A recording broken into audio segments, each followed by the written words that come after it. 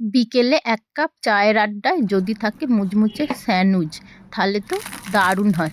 চলুন কি কি লেগেছে তার জন্য রেসিপিটা দেখে নিন। প্রথমেই নিয়েছি আলু, গাজর, বিট আর নিয়েছি ধনেপাতা। এবার আলু, গাজর, বিটটা আমি প্রথমে ভেজে নিয়েছি। তারপর আলুটা একটুখানি মাখিয়ে নিয়ে কড়াইতে অল্প একটু তেল দিয়ে জিরে দিয়েছি আর দিয়েছি আদা বাটা। এবার একটু ভাজা হলে সবগুলো দিয়ে নেড়ে চেড়ে নেবো। তারপর পরিমাণ মতো নুন, হলুদ, লঙ্কার গুঁড়ো দিয়ে আবার একটু নেড়ে চেড়ে নামানোর সময় দিয়ে দেবো চিনি আর ধনেপাতা।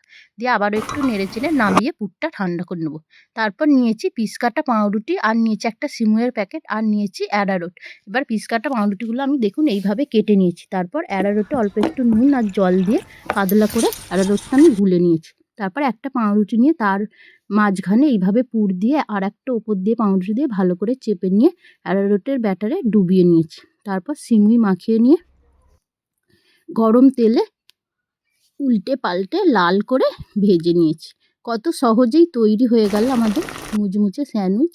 একবার বাড়িতে বানিয়ে দেখতে পারেন, আশা করি আপনাদেরও খুব ভালো লাগবে। অনেক তো দোকান থেকে কিনে খান, এবার বাড়িতেই নয় বানিয়ে খাবেন।